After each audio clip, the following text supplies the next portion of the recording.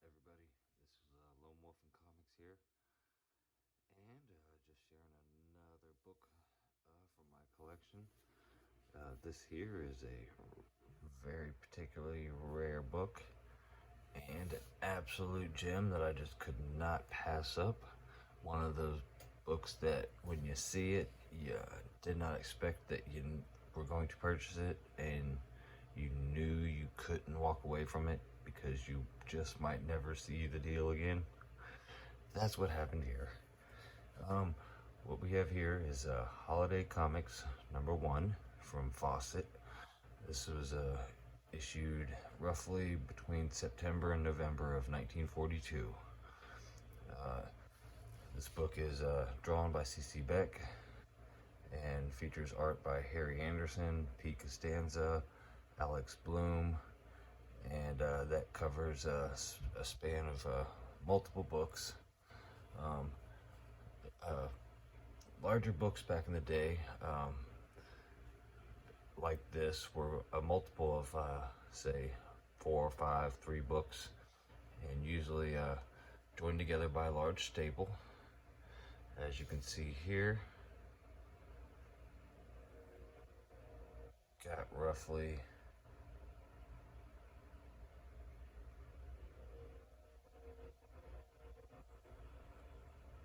the multitude of about what looks like about 3 books, 196 pages. Has a nice little date stamp, November 6th, 1942. I'm assuming a W. Any information on that, please link in the comments. But this is a beautiful book. Features stories of Captain Marvel, Spy Smasher, Nyoka, Ibis the Invincible, and Golden Arrow. This is the only issue in this title. The CGC census population in 2019 was 15. So just an incredibly rare book, especially in particularly high grade. I believe the highest grades are roughly around a 7.5, 7.5, and I believe those two fight for the second highest. And I'm not sure what the number one highest grade. It's got to be like an 8 or an 8.5, and I'm sure part of a pedigree somewhere. But the contents of this book here basically contains a 2-page portrait of Captain Marvel. It is a collaboration of 3 Fawcett books, and this here is a collaboration of Captain Marvel Adventures number 15, which came out in September 1942. All 3 of these books came out just prior to the publication of this holiday books, showing you obviously they just collaborated some of the recent books they had. But Captain Marvel Adventures number 15, Jungle Girl number 1, which was fall of 1942, Wiz Comics number 34, September 1942, and the 2-page portrait of Captain Marvel. That's actually the portrait from Captain Marvel Adventures number 13, and it was the centerfold poster, and that was from July of 1942. And just to give a little more preview of this book, the coupon still intact on the back. Let's see here.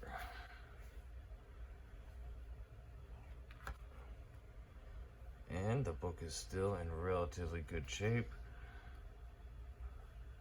Spine's still together, but obviously you can tell it's seen its wear.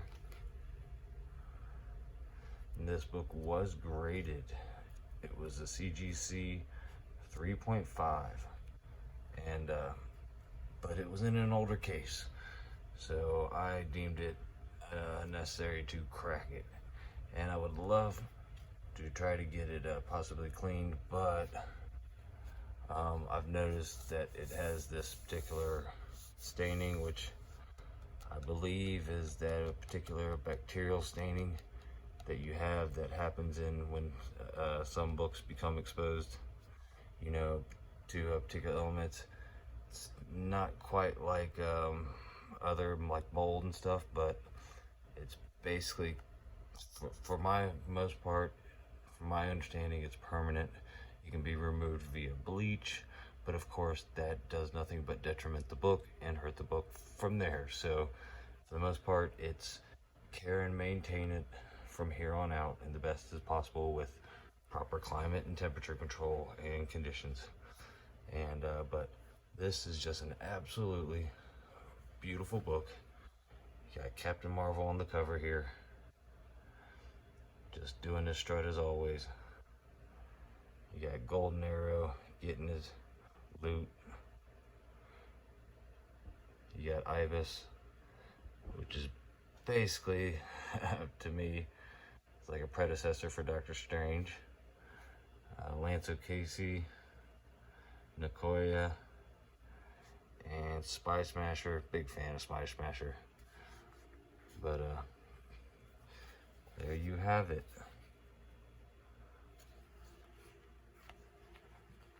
And let's see here. And obviously the contents of the book. Very beautiful.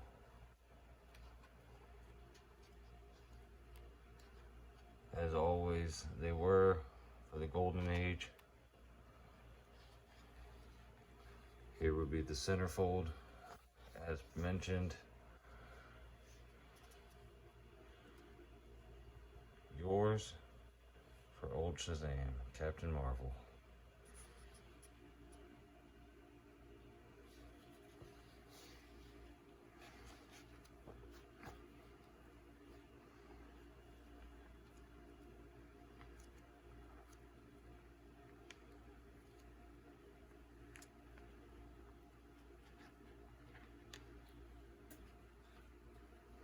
Try to be as delicate as possible.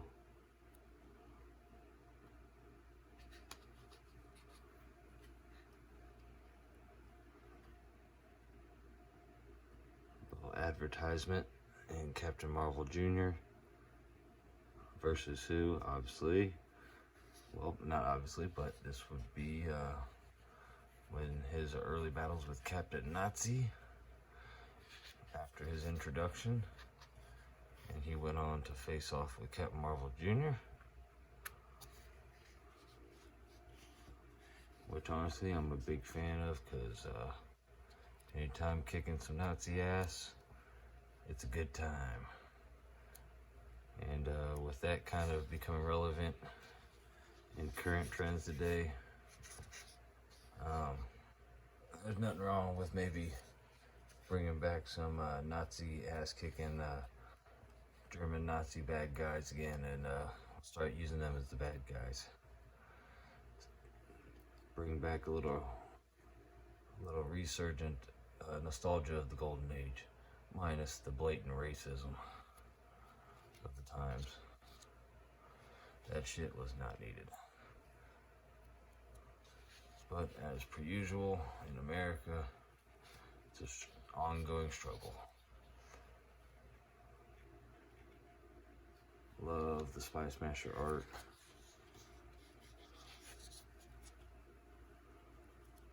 Lance O'Casey, Captain Midnight advertisement. Dr. Voodoo.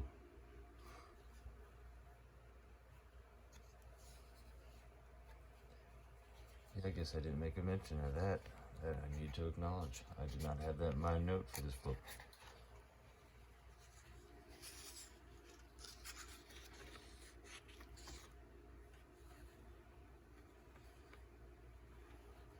And advertisement in the back.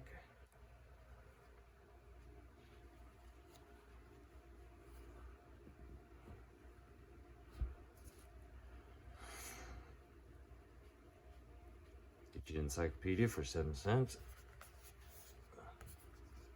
But yep, 1942. This book cost about a quarter. I'd say that'd been roughly the equivalent of probably $3-4 today. And yeah, back in the day, it's been a pretty hefty chunk of change to get your parents to spend on for you. So